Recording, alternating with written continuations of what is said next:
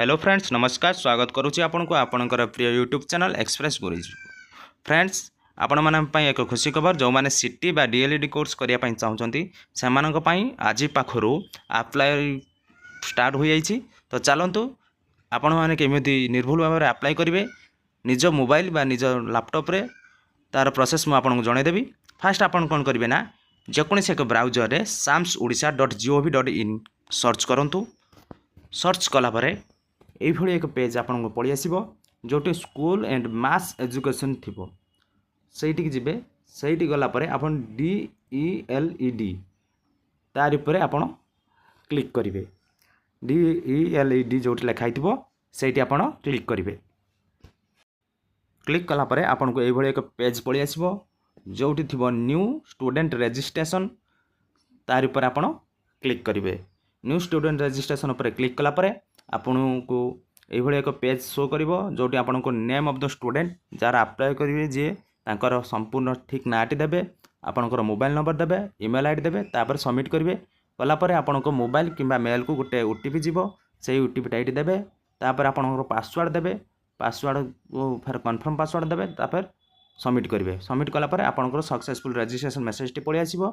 तापर आसाइला परे आपन ओके करके तापर नेक्स्ट लॉगिन ऊपर को जिबे।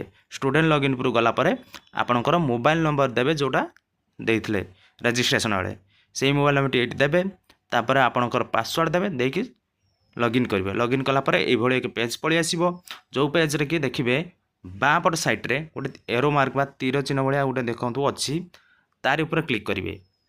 तार ऊपर क्लिक कलापर देखंतु अपलोड देखो एप्लिकेशन फॉर्म गोटे अच्छी तापर अपलोड फोटो सिग्नेचर अच्छी चॉइस लुकिंग अच्छी फी पेमेंट अच्छी पेमेंट हिस्ट्री अच्छी प्रिंट कैफे अच्छी। फास्ट आपन कौन करेंगे ना एप्लिकेशन फॉर्म उपर क्लिक करेंगे। एप्लिकेशन फॉर्म उपर क्लिक कलापर आपन को ये पेज पड़े आसे येस करदे कर सारापर आपंकर एप्लिकेशन ये फॉर्म टाक फिलअप करते पड़ो। आपको जहाँ जहाँ डिटेल्स मागिছি देखी दिंतु ताहा आपको सठिक भाव दवापाई पड़ो। फास्ट आपन कौन करेंगे ना 10th बोर्ड आपनकर कौ 10th बोर्ड सेटा आपन क्लिक करेंगे।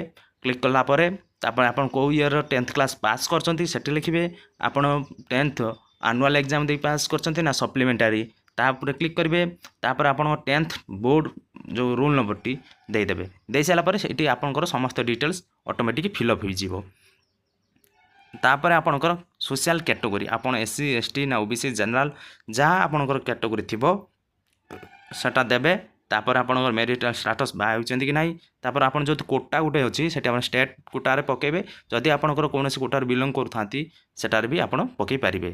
तापर आपंकर एड्रेस देवे आपंकर एड्रेस दे सारापर आपन जो परमानेंट आउ टेम्पोरारी एड्रेस सेम थी तापने सेटा क्लिक करके देदेवे।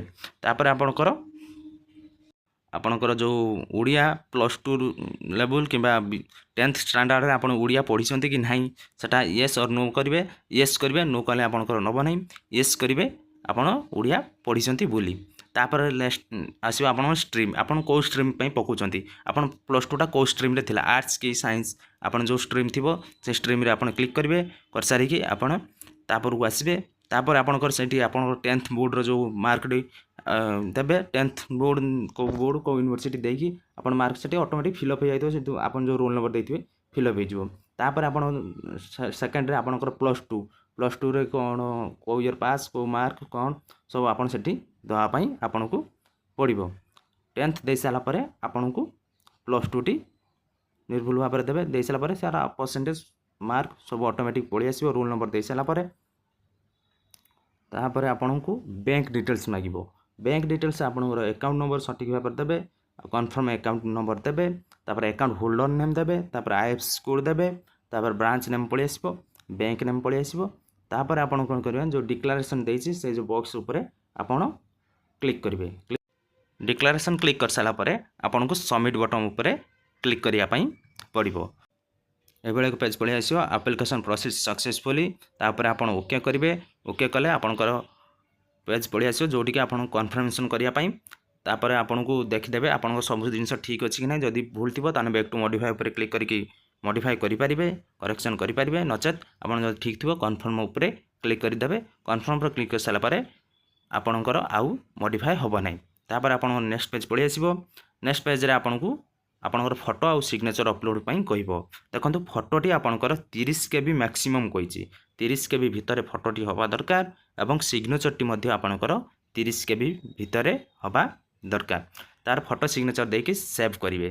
ସେଭ୍ କରିସାରିଲା ପରେ ଆପଣଙ୍କୁ ଏକ पेज आसो जो पेज्रे कि आपको कौन कही ना चॉइस लुकिंग पाई आपण कौ कॉलेज रे फास्ट पढ़ाई चाहते से कॉलेज 1 नंबर देवे। सपोज आप बालेश्वर में फास्ट गोटे कॉलेज पढ़ाई चाहते 1 नंबर देवे। तापर जो कटक तापर भद्रक जो जो कॉलेज आप पढ़ाई चाहते से कॉलेज को नंबर दे देकी सीरियली आपंकर ओडिशा टोटाल 58टी सिटी कॉलेज अच्छी 58टी जाक फिलअप करने पड़ो। सब आपण 58टी कॉलेज फिलअप कर सारे करेंगे। जदि आप 58 गोटे भी फिलअप न कर आप्लिकेसन फॉर्मटी आपंकर आगु को जीव ना सबमिट हम ना। आपन को 58टी जाक कॉलेजर नंबर बा सीरियल करी पकड़ाई पड़ो। फास्ट जो कॉलेज पढ़े से कॉलेज देवे 1 नंबर रे, जोटा सेकेंडर पढ़े 2 नंबर एरंग देकी आप 58टी जाक देवे। दे सारापर आपन को सबमिट बटन उपरे क्लिक करने पड़ो। सबमिट बटन उपरे क्लिक कर सारापर आपन को गोटे पेज आसो आपणकर कौन आपणकर पेमेंट पेजटी यापर आसो। पेमेंट पेज रे आपन को केते टंका पेमेंट करने पड़ो से शो कर। फास्ट तो आपणकर जनरल पिला 500 टंका, एससीबीसी मान 500 टंका और एससी एसटी मान 300 टंका पेमेंट लगुच। पेमेंट फॉर्म रे एक्सेप्ट उपर क्लिक करेंगे। एक्सेप्ट टर्म एंड कंडीशन उपर क्लिक करेंगे। क्लिक कर सारिक पे उपर क्लिक करेंगे आपन को UPI debit card credit card net banking जहाँ माध्यम आप सुइटेबल भावे से आपड़ पेमेंट करेंगे। कर सारी आपंकर कन्फर्मेशन पेजटी को आप प्रिंट करके आपण पाखरे रखिए। तो ये फॉर्म को आपण मैंने जो मैंने +2 पास कर सारी से मैंने अप्लाई करेंगे। तो यह थिला आपण मानक एक छोट इनफॉरमेशन वीडियो। सिटी पढ़ाई हेले आपको एंट्रांस देवाई पड़ो। से एंट्रांस फॉर्मटी किभली अप्लाई करेंगे तार छोट इनफॉरमेशन वीडियोटी। जदि आमर ये वीडियोटी भल लगी थाए ताले लाइक शेयर सब्सक्राइब टे करे रही। Thank you. जय जगन्नाथ।